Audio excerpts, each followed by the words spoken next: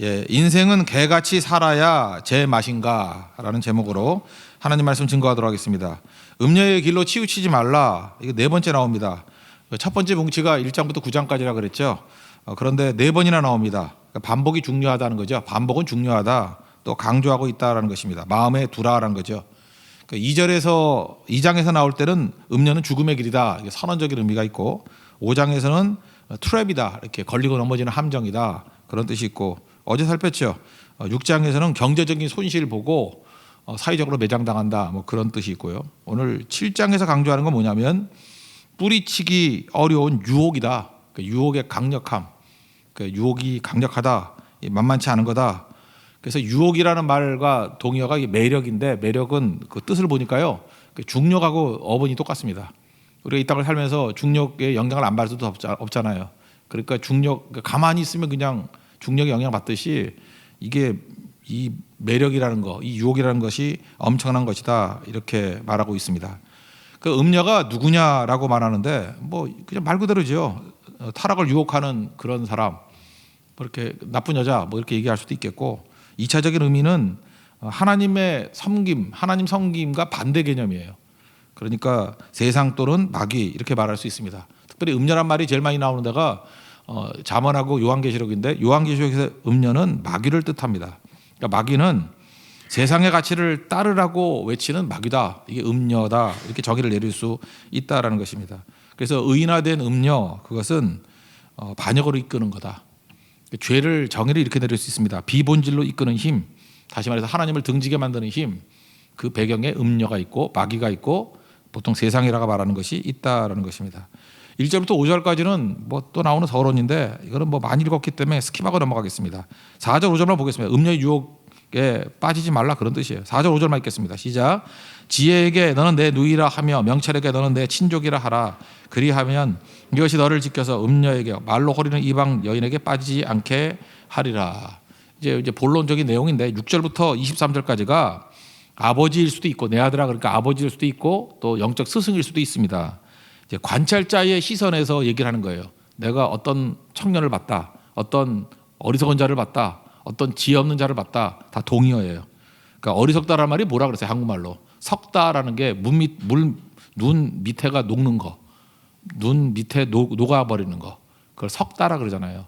그러니까 얼이 마음이잖아요. 마음이 그 밑이 썩어가지고 이렇게 가라앉는다. 그러니까 텅 빈 인생이다. 그런 뜻이죠. 그게 어리석음이에요. 근데 잠언에서는 어리석음과 동의어가 젊은입니다. 그리고 지혜 없는가 동의어. 계속 그렇게 나온다고요. 그러니까 우리가 겸손하게 느끼는 게 뭐죠? 내가 젊은입니다. 그러면 어리석습니다라는 걸 인정하는 거예요. 우리 모든 사람도 마찬가지죠. 젊은 의식을 가져야 돼. 좋은 의미가 아니라 나는 어리석습니다. 나는 언제나 넘어집니다. 불쌍히 여겨 주십시오. 그래서 오늘 읽는 이 내용이 남의 이야기가 아니라 내 얘기가 돼야 된다는 것입니다. 상황만 되면 나도 이렇게 빠져든다라는 거예요.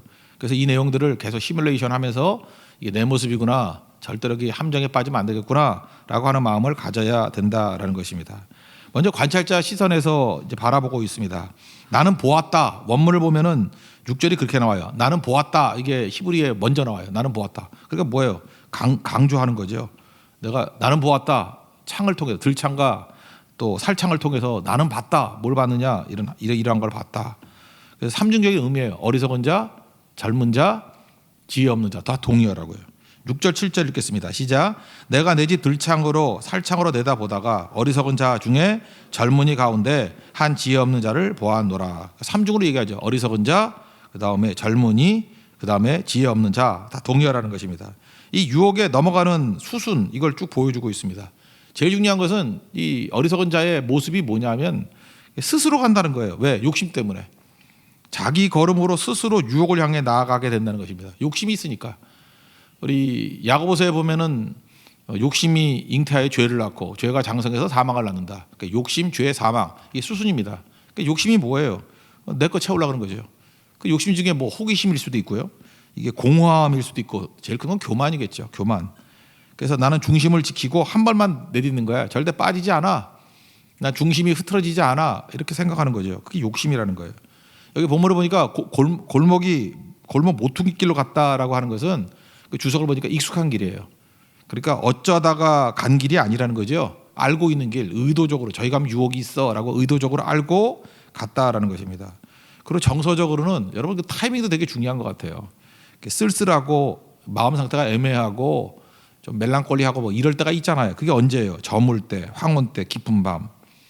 저도 보니까 그래요. 뭐 우리 서울에 살면은 석양 같은 거 잘 못 보는데 이렇게 뭐 말레이시아 성교, 코타키나발루 이런 데 가보면은 그 한 6시쯤 넘어서면은 그 기분이 묘해지더라고. 하늘이 막 붉어지면서 나도 모르게 시가 나오더라고. 물론 나오진 않아요. 시를 쓸 것 같이 막 보이고. 그죠? 이렇게 뭐가 멍해져 가지고 뭔가 나타날 것 같고 그래요. 야, 이게 상태가 안 좋겠구나. 이거 진짜 젊은이들은 힘들겠구나. 그런 생각을 해본 적이 있습니다. 그러니까 이게 뭐예요? 정서적으로 막 마음이 흔들리고 뭐 그 유혹의 때가 있다라는 거예요. 저물 때, 황혼 때, 깊은 밤일 때, 그럴 때라는 것입니다. 8절 9절 읽겠습니다. 시작. 그가 거리를 지나 음녀의 골목 모퉁이로 가까이하여 그의 집 쪽으로 가는데 저물 때, 황혼 때, 깊은 밤, 흑암 중에라. 우리 보통 이렇게 얘기합니다. 밤은 이성의 시간이 아니래요. 낮은 이성이 작동하는 시간이죠. 낮에는 그래서 이성이 작동하는 그런 일들을 해야 돼요. 낮은 이성의 시간이에요. 머리가 팍팍 도는 시간이에요. 밤은 감성의 시간입니다. 그래서 밤을 잘못 보내면요, 이 감성이 이 잘못된 대로 쓰임 받을 수 있다니까요. 그래서 여러분들 밤에 쓴 편지, 여기 연세 드신 분들은 뭐 컴퓨터 안 할 때니까 편지만 있었잖아요. 밤에 쓴 편지 뭐 엄청 잘 써요. 근데 아침에 보면 창피해서 찢어버리죠. 그 왜 그렇습니까? 감성의 언어기 때문에 그래요. 이성이 들어오면은 이게 뭐야 하고 쓰레기하고 찢어버린다고요. 그냥 보내버려야 되는데, 그죠? 그런 거죠. 그래서 그 시인 중에 그 프란시스 버딜론이라는 사람이 했던 말이 참 재밌는 것 같아요. 낮은 한 개의 눈이 있고 밤에는 1000개의 눈이 있다. 그러니까 낮에는 하나로 보는 것 같이 보이는데 밤에는 1000가지로 보여요, 눈이. 예, 그러니까 밤이 그런 시간이라는 것입니다. 그러니까 밤은 어떻게 보내야 됩니까? 싸돌아다니면 안 돼요. 밤에 싸돌아다니면 반드시 문제가 된다고요. 그래서 밤은 쉼의 시간, 또 성찰의 시간, 또 우리의 회복의 시간, 이렇게 삼을 줄 알아야 된다는 것입니다. 근데 요즘에는 뭐 제가 청년 때 뭐 밤을 잊은 그대에게 뭐 이러니까 망하는 거예요, 그죠? 밤을 잊으면 안 되죠. 밤에는 자는 그대에게. 밤은 자야 된다고요. 쉬고 성찰의 시간. 근데 그게 없잖아요. 이 전기 때문에, 에디슨 때문에 그런지 전기불 들어오니까 안 자잖아요. 밤에 안 자면요, 닭들도 문제예요. 다 그 달걀 많이 낳게 만든다고 형광도 계속 켜놓잖아요. 그래서 우리가 달걀 난 요즘 잘 안 먹으려고 그래요. 근데 우리 사모 잠깐만 달걀을 구워주는데 난 달걀을 볼 때마다 이게 안 재우고 있던 닭이 나온 거라서 난 달걀 잠깐 먹으니까 미칠 것 같더라고 머리가. 그죠? 아, 이거 잠을 못 잔 것 같고. 그래서 내가 피곤한가 봐. 계속 그거 먹어가지고. 그러니까 달걀도 어떤 달걀을 먹어야 되냐면 밤에 재운 닭의 알을 먹어야 돼요. 그죠? 그게 맞는 거죠. 그 미친 거죠. 우리 농사 짓는 분들이 그런 얘기 하더라고요. 요즘에 농촌에도 다 전기 들어가잖아요. 근데 이게 가로등이라 그러죠. 뭐 이렇게 등불 밑에 있는 벼들이 안 자란대요. 그러니까 밤에는 식물조차도 불이 꺼져야 자란대요. 근데 이게 형광등 밑에 있는데 고기만 잘 안 자란대. 농사 짓는 분들이 맨날 그런 얘기 하더라고요. 그래서 그 뭐 도에 얘기한다든지 해가지고 등불 없애달라고 그러는 분들도 있더라고요. 자야 된다고요, 자. 지금도 마찬가지예요. 우리 인간도 마찬가지다. 밤에 안 자고 잠깐 불 켜놓고 이러면은 그 머리 도는 거죠. 그렇지 않아요? 이게 문제가 되는 거라고. 그러니까 밤에 잠깐 돌아다니게 만드는 거 이게 마귀적이고 세상적이라는 거예요. 그러니까 밤은 쉼과 성찰과 회복의 시간으로 가야 된다는 것입니다. 근데 밤에 안 자고 싸돌아다니까 어떤 일이 벌어져요? 유혹이 있는 거죠. 유혹이 있는 거 가는 거죠. 근데 거기 나가 보니까 또 먹잇감이 기다리고 있죠. 먹잇감이. 이런 거 있습니다. 원함은 있습니다. 왜냐? 여호와 이레가 아니라 이건 마귀 이레예요. 마귀가 준비하고 있어요. 그리고 유혹 받으려 그러면 항상 유혹하는 자가 기다리고 있어요. 왜? 마귀가 일하고 있기 때문에 그렇습니다. 요나서 1장도 보세요. 요나가 도망쳐가지고 요빠, 지금의 그 텔아비브잖아요. 텔아비브. 그 이스라엘의 그 항구거든요. 요빠. 거기로 가서 다시스를 가는 배를 타러 갔습니다. 그죠? 이렇게 가라는 데를 안 가고 아수르를 안 가고. 그랬더니 마침 다시스로 가는 배가 있더라. 이게 뭐예요? 이게 마귀 이레지 뭐. 여호와 이레가 아니라 마귀 이레. 다 준비하고 있다는 것입니다. 여기도 본문 보니까 뭐래요? 그때에 유혹받으러 가니까 그때에 다 준비해놨죠. 타이밍 보십시오. 엄청나잖아요. 마귀의 타이밍. 기생의 옷이라 그러는데 이거 보니까 너울이라고 돼 있어요. 그러니까 유혹하는 옷이라고 뭐 번역돼 있는데 너울인데 뭐냐 이렇게 비치는 너울이래요. 그러니까 요즘 같은 시스루루 아시겠어요? 이렇게 여자들 뭐 이렇게 속 건이 보이게 만드는 거 있잖아요. 또 막상 보면 또 다 가려져 있는데 하여튼간에 뭐 헷갈리게 만드는 거 그런 게 유혹 기생의 옷이에요. 그렇다 시스루 입는다고 또 기생의 옷이라고 또 하긴 또 그렇지만 어쨌든 그런 거라는 거예요. 그죠? 너울 이렇게 막 아라비아 같은 데 보면 이렇게 속 비치는 거 있잖아요. 시스루로 그런 거 있고 강교한 여인이라 그러는데 특징이 떠들고 완악하고 발이 집에 머물지 않았다 그러는데 떠들다라는 뜻이 이게 들떠 있다. 마음이 항상 들떠 있고 그다음에 완악하다는 게 뭐냐면 센 여자래요. 센 여자가 뭡니까? 뭐가 센 여자예요? 팔자가 센 여자인가? 하여튼 센 여자래요. 그러니까 요약하면은 막 들떠 있고 센 여자 그런 거라는 거예요. 그게 음녀입니다. 거리 광장 길 모퉁이에서 먹잇감을 기다리고 있더라. 그러니까 내가 유혹받으러 가려고 그러면 항상 준비되어 있어요. 마귀 마귀가 준비하고 있다라는 거예요. 10절부터 12절까지 읽겠습니다. 시작. 그때 기생의 옷을 입은 강교한 여인이 그를 맞으니 이 여인은 떠들며 완악하며 그의 발이 집에 머물지 아니하여 어떤 때에는 거리 어떤 때에는 광장 또 모퉁이마다 서서 사람을 기다리는 자라. 이게 여인일 수도 있고 음녀일 수도 있고 또 마귀일 수도 있고 세상일 수도 있다는 것입니다. 이거 어떻게 넘어뜨리는지 과정 수순을 한번 보자는 거예요. 3단계인데 첫 번째는 마음을 사로잡고 두 번째 몸을 사로잡고 세 번째 마음속에 가지고 있는 꺼림직한 두려움을 제거하는 거예요. 이 세 가지로 넘어뜨린다는 것입니다. 이거는 뭐 음녀일 뿐만 아니라 우리가 보통 리차드 포스트가 했던 돈, 섹스, 권력 그러는데 돈의 유혹도 마찬가지고 권력의 유혹도 마찬가지고 세상에 하는 모든 유혹이 이 세 단계예요. 마음을 빼앗고 몸을 빼앗고 그다음에 우리가 두려워하잖아요. 두려움을 제거해버려요. 이 세 가지 단계. 차례대로 한번 살펴보겠습니다. 첫째는 마음의 공허함을 사로잡는다는 것입니다. 먼저 이 젊은이가 나타나니까 입맞춤, 키스하고 부끄러움을 모르는 얼굴. 이건 뻔뻔하다 보다는 여자가 더 대범한 거예요. 막 대범하게 여자가 막 도전하고 아줌마가 막 그러는 거예요. 그리고 종교적인 언어로 막 묘사해요. 하나가 기도했더니 만났어. 뭐 하나님이 주신 총각 선물이야. 뭐 이러고 그렇다는 거예요. 화목제를 드려 서원한 것을 갚았다 그런 뜻이거든요. 하나님이 도와줬다. 이게 뭐 죄짐에서 뭐 하나님을 들먹이고 그러는 거죠. 가끔마다 전도사들 보면 그래 뭐 기도했더니 하나님 예비한 자매다. 그 뻥이에요, 다 뻥. 이거와 똑같은 거야. 그죠? 나쁜 놈들이죠. 화목제를 드려 서원한 것을 갚았다 이런 식으로. 뭐 세상적인 노래라 그러면 우리의 만남은 우연이 아니야. 어떤 아줌마 부른 노래 있죠. 뭐 그런 거. 너는 특별해. 너는 운명이야. 뭐 그러니까 너는 스페셜 원이야. 스페셜 원. 그럼 사람이 마음이 확 뺏겨버린다고요. 그냥 우연히 만난 게 아니고 너는 나에게 특별해. 나 이런 사람 처음 봤어. 이런 오빠 처음 만났어. 뭐 이런 거 있죠. 말로 호리는 거예요. 속으면 안 돼요. 감언 이설이라고 하죠. 감언, 단말, 이설. 뭐 내게 유익이 되는 것 같이 보이는 거. 그러니까 감언과 이설 조심해야 돼요. 감언, 이설. 이게 음녀들이 쓰는 말이라는 거예요. 이렇게 마음을 빼앗아 버립니다. 13절부터 15절까지 읽겠습니다. 시작. 그 여인이 그를 붙잡고 그에게 입맞추며 부끄러움을 모르는 얼굴로 그에게 말하되 내가 화목제를 드려 서원한 것을 오늘 갚았노라. 이러므로 내가 너를 맞으려고 나와 내 얼굴을 찾다가 너를 만났도다. 마치 너는 스페셜 원이야. 이렇게 얘기한다는 거예요.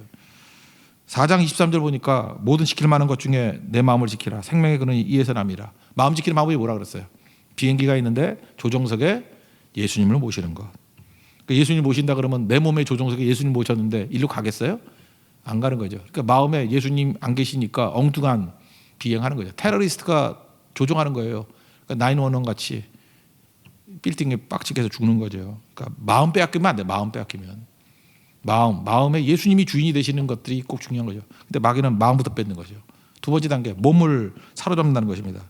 뭐라 그러냐면 여기서 나오는 음녀는 유부녀예요. 그렇죠? 침상에 요 준비되어 있고 애굽의 이불 준비되어 있고 좋은 것으로 다 준비되어 있다. 그러니까 뭐 5성급 호텔 직급으로 준비되어 있다. 그리고 모략, 침향, 계피 이게 유혹의 도구거든요. 뭐 이런 거 뿌리고 다니면 유혹의 도구인 것 같아. 근데 이게 이중적인 의미가 있어요. 이게 장래 용품도 이거예요. 그러니까 무슨 얘기죠? 황홀과 죽음일 수도 있다 그런 거예요. 황홀한데 죽음이야. 뭐 이런 거예요. 황홀한데 죽음의 침상이다. 그러면서 초대합니다. 오라. 사랑하고 즐기자. 세상이 좋다. 세상에 쾌락이 좋아. 세상에 돈이 좋아. 막 그러는 거죠. 16절부터 18절까지 읽겠습니다. 시작. 내 침상에는 요와 애굽의 무늬 있는 이불을 폈고 모략과 침향과 계피를 뿌렸노라. 오라 우리가 아침까지 흡족하게 서로 사랑하며 사랑함으로 희락하자. 그러니까 뭐예요? 이게 엄청난 유혹이죠. 어떤 사람이 죄 짓는 길이 뭐냐, 지옥 가는 길이 뭐냐. 그러니까 우리가 주일학교 학생이 그랬대잖아요. 가만히 있으면 된다고. 세상의 흐름이 그래. 가만히 있으면 다 죄 짓고 가만히 있으면 지옥 가요. 그러니까 우리가 말씀 붙들고 역류하는 인생이 돼야 되는 거죠. 그러지 않으면 안 되겠죠. 그래서 몸을 사로잡는다는 거예요. 이런 식으로 육체적으로 끌려갈 수밖에 없게 마음 사로잡고 몸 사로잡고. 세 번째는 그래도 꺼름직한 게 있잖아요. 뭐예요? 그 두려움. 그 두려움을 제거하는 거예요. 그 왜냐하면 이게 남자들은 남은 이성이 있거든. 그래서 좀 이성적이잖아요. 이성이 있어가지고 이거 이러면 안 되는 건데 이성이 살아있는 것까지도 제거하려고. 남편은 여자니까 안전장치가 뭐예요? 남편 없어 이거예요. 남편이 집 떠났어. 그리고 집 떠났는데 언제 올 줄 알아 그랬더니 정확히 얘기를 해요. 야, 그 뭐 준비한 거 보니까 보름 동안에 안 와. 2주 동안에 안 와. 근데 뭐 어제 갔거든. 그래서 유혹하면서 그다음에 두려움을 제거합니다. 그죠? 그리고 이 여자 이렇게 말하는 걸 보면서 느끼는 게 뭐예요? 이 젊은이한테 올 마음도 없는 거죠. 그냥 일시적인 쾌락의 도구일 뿐이죠. 갖고 놀다 버릴 놈이지. 그러니까 이 젊은이가 어리석다는 거예요. 모르는 거죠. 그죠? 이 여자는 가정을 버릴 마음 있는 것도 아니고 그냥 쾌락의 도구로 이루고 살라 그런다 그런 거다. 이게 지금 마귀가 쓰는 방법이에요. 절대 마귀는 우리 편 아니에요. 그죠? 일시적으로 이렇게 쓰고 나중에 버리는 거예요. 19절부터 21절까지 얘기했습니다. 시작. 남편은 집을 떠나 먼 길을 갔는데 은주머니를 가졌은즉 보름 날에나 집에 돌아오리라 하여 여러 가지 고운 말로 유혹하며 입술에 호리는 말로 꿰물어. 그러니까 여기까지요. 여기서 중요한 게 뭐죠? 세상이 우리 유혹하는 방법이 이게 음료의 유혹하고 똑같다라는 거예요. 그게 뭐 음료뿐만 아니라 돈, 뭐 권력 이런 걸로 항상 수수는 그거예요. 마음 빼앗기고 몸 빼앗기고 그 다음에 두려움 제거하게 만드는 거. 이게 속으면 절대로 안 된다는 거죠. 그러니까 이게 왜 이런 일이 벌어져요? 마음, 몸, 두려움 제거 이거 다 왜 이런 일이 벌어지죠? 이거 보세요. 원래 아버지로부터 받은 말씀이 뭐예요? 하나님 말씀이잖아요. 말씀이 망각된 자리에 음녀의 호리는 말이 들어가 있어요. 그래서 마찬가지입니다. 지금 많은 성도들 마귀에게 빼앗기는 이유가 뭐냐면 하나님의 말씀이 망각됐어요. 하나님 말씀이 있어야 될 자리에 망각돼 버렸어요. 거기에 세상 쓰레기 같은 말들이 다 들어가 있는 거예요. 그래서 마음 빼앗기고 몸 빼앗기고 두려움 사라지고 결국 죽죠. 뭐라 그래? 도살장 끌려가는 것 같다. 뭐 쇠사슬에 매이는 것 같다. 뭐 망할 놈이라는 거죠. 새가 그물에 있는 것 같다. 죽는다 그런 거죠. 죽는다. 22절 23절 읽겠습니다. 시작. 젊은이가 곧 그를 따랐으니 소가 도수장으로 가는 것 같고 미련한 자가 벌을 받으려고 쇠사슬에 매이러 가는 것과 같도다. 필경은 화살이 그 간을 뚫게 되리라. 새가 빨리 그물로 들어가되 그의 생명을 잃어버릴 줄을 알지 못한가 같으니라. 간의 위치가 어디냐면 이게 등 쪽에 있대요. 그래서 이게 나는 모르겠어. 난 의사가 아니라서 간이 어디 있는지. 간이 이렇게 뒤쪽에 있대. 그래서 화살이 간을 뚫었다는 건 뭐냐면요. 화살이 깊이 박혔다는 뜻이래요. 이렇게 웬만큼 박히면 이렇게 뱃살이 있으면 여기만 꽂힌대. 근데 얼마나 깊이 빠지지 쑥 들어가가지고 등 쪽까지 뚫렸을 때 거기 간이래요. 거기 팍 꽂힌다는 거예요. 간은 이렇게 잡으면 안 잡히고 뒤에서 잡아야 된대. 간. 나도 모르겠어. 간이 어디인지 나중에 확인해 보세요. 죽어서 확인해야 되나? 하여튼간에 그래요. 그러니까 뭐예요? 완전히 죽는다 그런 뜻이죠. 완전히 죽는다. 그러니까 말씀이 나를 지켜주는 거지. 말씀 떠나면 이런 일이 벌어진다라는 거죠. 그래서 우리가 해야 될 일이 뭐죠? 동행의 능력과 말씀의 능력 의지하라. 동행은 뭐예요? 하나님과 동행하면 이런 일이 안 벌어지잖아요. 밤에 싸돌아다니지 말아요. 빨리 자고 새벽기도 나와요. 그게 되게 중요한 거고. 그래서 말씀의 능력이죠. 말씀이 망각된 자리에 음료의 말이 들어가고 말씀이 망각된 자리에 세상의 말이 들어가고 말씀이 망각된 자리에 이 마귀의 말이 들어가 있다는 것입니다. 그러니까 망한다는 것이죠. 이거 마태복음에도 뭐 예수님 그런 비유했잖아요. 더러운 귀신이 나갔는데 이게 말씀이 채워지지 않으니까 예수님이 조종석에 있지 않으니까 그 집이 비고 청소되고 수리되었거늘. 마태복음 12장 44절이에요. 그 다음에 귀신이 이렇게 저보다 더 악한 귀신 7을 데리고 들어가서 거기서 난리치더라는 거예요. 그 사람의 나중 형편이 전보다 더 심하게 됐다. 그러니까 마음속에 진공 없어요. 진공이란 존재하지 않습니다. 그러니까 언제나 말씀으로 꽉 채우고 주님과 동행해야 돼요. 동행. 그것만이 살 길이다. 그런 거죠. 그러니까 어떻게 살아야 돼요? 주님께서 우리 길을 인도하는 거는 뭐 이래요. 편한 길, 거친 길로 인도해요. 될 수 있는 거친 길 가세요. 넓은 길, 좁은 길 가야 돼요. 나 유익 있는 길 아니에요. 희생하는 길. 나다 이버 크라이스트. 그 길 가야 된다고. 주님 그런 길로 이끌어 가신다는 것입니다. 제가 보니까 이 잠언 7장에 나오는 사람과 제일 비슷한 사람이 누구냐? 욜로족이라. 욜로족이 뭐예요? You only live once. 그 앞에 딴 거잖아요. 욜로. Y-O-L-O. 욜로. You only live once. 인생은 한 번뿐이야. 근데 you only. 그러니까 어떤 사람이 현재 자신의 행복이 중요해서 오늘 현재의 행복에 시간과 돈 다 때려다 넣는 사람이에요. 그걸 잘 산다 그러는지 모르겠는데 그거 아니죠. 이거 뿌리, 철학적 뿌리는 그 그리스의 디오게니스 뭐 알렉산더한테 뭐 비켜라 햇빛 뭐 한다 뭐 그런 사람이 있었죠. 이 좋은 거 아닌 것 같아요. 그 디오네게스 이 사람을 갖다가 디오게네스 이 사람을 뭐라 그러냐면 한자로 견유학파라 그래요. 고등학교 때 기억나요? 견유학파라고. 견유가 뭐냐면 개견자에 같을 유자예요. 개 같은 학파예요. 그래서 얘네들이 이 디오게네스가 주장했던 게 뭐냐? 개같이 살자예요. 개같이 살자. 개는 어떻게 해요? 뼈 하나 던져주면 재밌게 놀죠. 그 다음에 뭐죠? 공 하나 던져주면 재밌게 놀죠. 뼈 하나 갖다 주면 그 물고 하루 종일 좋아하죠. 나도 개 캐봐서 알아요. 그러니까 개같이 살면 행복하다는 거예요. 욕심 없이 살고 지금 이 순간을 만족해 살고 개같이 아무것도 부끄러워하지 말고 개같이.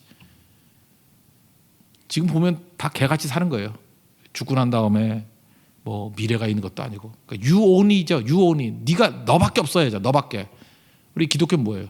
지저스 오니, 가드 오니, 하나님만, 주님만. 리브 원스? 뭘 혼자 한 번밖에 안 사는 거예요. 히브리서 9장 27절 보니까 한 번 죽는 것은 사람에게 정하신 것이요 그 후에는 심판이 있으리라. 리브 원스 아니에요. 영원한 생명은 여기뿐만 아니라 영원한 생명이 또 있어요. 이거 아니죠. 그러니까 어찌 보면 되게 뭐 멋있어 보이고 우리 특별히 많은 사람들이 그래요. 그냥 다 돈 쓰고 지금은 잘 살면 현실이 중요해. 지금 이 순간 맨날 이런 노래 있죠. 지금 이 순간이 중요해. 이것만 잘 살면 돼. 그게 딱 견유학파 얘기를 하니까요. 개같이 사는 것이 멋진 게 아니에요. 우리에게는 하나님 말씀이 있고요. 사명이 있잖아요. 그래서 동행과 말씀의 능력을 가지고 살아가는 거. 이게 중요하다는 것입니다. 그래서 마지막 한 번 더 결론을 내리죠. 아들아 내 말 듣고 내 말에 주의하라. 듣고는 말씀으로 채우라는 뜻이고요. 주의하라는 말은 깨어있으라는 거예요. 깨어있으라는 건 뭐 주의하라, attention 이게 뭐예요? 기도하라 그런 얘기죠. 기도로 깨어있으라. 24절부터 27절까지 읽고 마치겠습니다. 시작. 이제 아들들아 내 말을 듣고 내 입의 말에 주의하라. 내 마음이 음녀의 길로 치우치지 말며 그 길에 미혹되지 말지어다. 대저 그가 많은 사람을 상하여 엎드러지게 하였나니 그에게 죽은 자가 허다하니라. 그의 집은 수월의 길이라 사망의 방에서 방으로 내려가느니라. 음녀라고 생각하면은 우리 이런 유혹에서 벗어나야 된다. 1차적인 의미. 그러나 이건 그것뿐만이 아니에요. 세상이고 마귀입니다. 마귀. 여러 가지 유혹으로 우리를 넘어뜨리고 우리 마음을 빼앗고 몸을 빼앗고 그 다음에 두려움을 제거하는 것들. 이게 마귀 유혹인데 다 일어나서 하나님 앞에 예배하는 자, 기도하는 자, 또 증거의 삶을 사는 선교의 삶을 살아가는 믿음의 종 되기를 축원합니다. 내 힘은 안 됩니다. 주님의 은혜 붙들고 서는 종 되기를 축원합니다. 은혜 아니면 찬양하겠습니다.